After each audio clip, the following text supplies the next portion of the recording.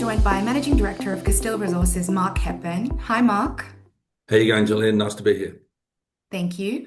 Castile Resources' share price has been rallying in the last few weeks with a lot of talk around the bismuth mineral resource. Why is that? A couple of reasons, Julian. Bismuth is only produced really in China. They produce 85% of the world's refined bismuth, and they have placed a total export ban on that product. So the issue is that now the price has gone from $6 a pound up to $55 a pound in the US, and Castile is one of the only companies in Australia with a mineral resource in bismuth.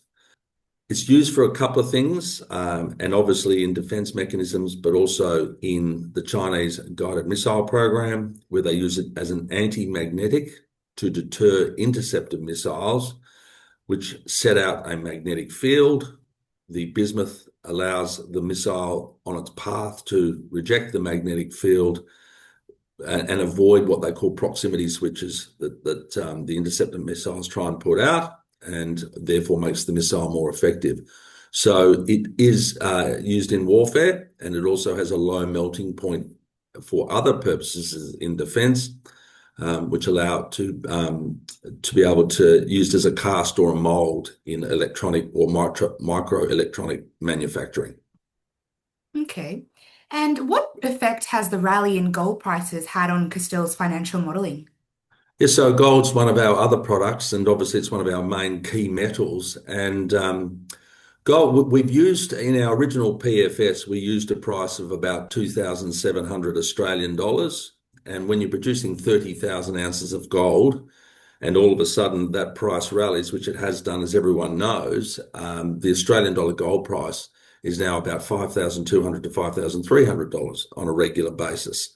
So you can see what that's done. 30,000 ounces times 5,200 Australian dollars, and that's every year, is a dramatic increase in the value of our gold holding.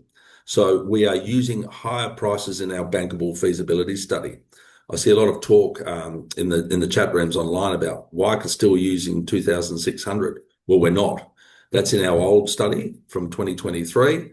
We're now using 2025 prices, and obviously with the ASX, you can't put those prices out until you have completed the study.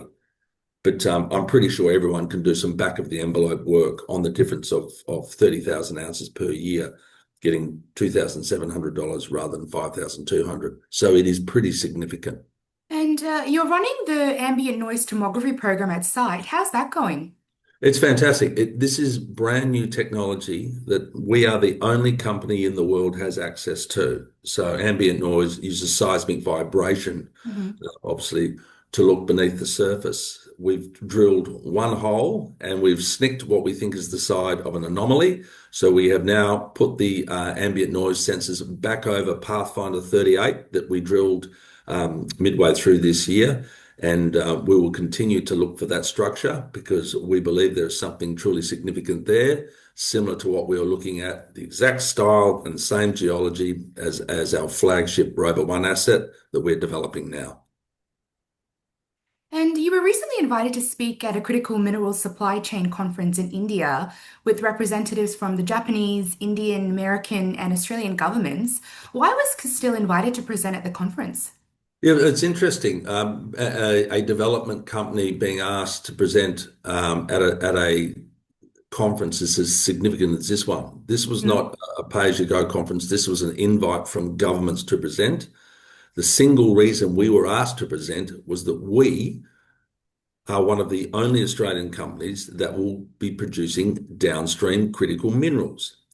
The whole purpose of that conference was to basically, how do we avoid China dominating critical minerals and the supply of downstream critical minerals? Everyone seems now to be catching up a bit that as a country, Australia only produces concentrates and sends most of them to China.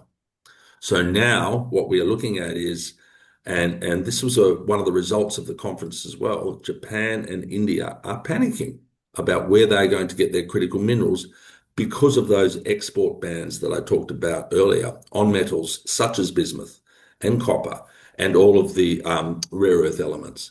So it's a real issue. And again, the only reason we were there is because we are one of the only companies in Australia that has taken on the strategy of producing these metals in Australia. As a consequence, and I put this out in the quarterly, we are talking to some of the largest companies in India. And it's not an accident. It's because we have the final, or we are developing a project that has the final product. It's very interesting, Mark. And have there been any outcomes following the presentation? Yes, well, now that we have done some of the work with a couple of these companies, we're in talks with these companies to come in and potentially be a part of what we're doing here at Castile, and that may be in a number of ways. I've talked about this in the past.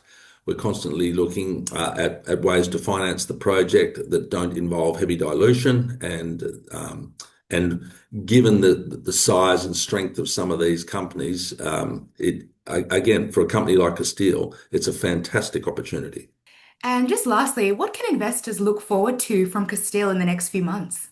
Well, we're hoping to have some results of some of these talks and be able to talk about some of that. But most important is this exploration program that we're doing with ambient noise. It is a groundbreaking new technology, and we're looking to run our exploration program off that, and we'll be doing a survey every 2 weeks. So once we get up the 15 sensors that we have on site into a regular pattern, which we're doing now, there'll be constant information coming through about that, and also the bankable feasibility study.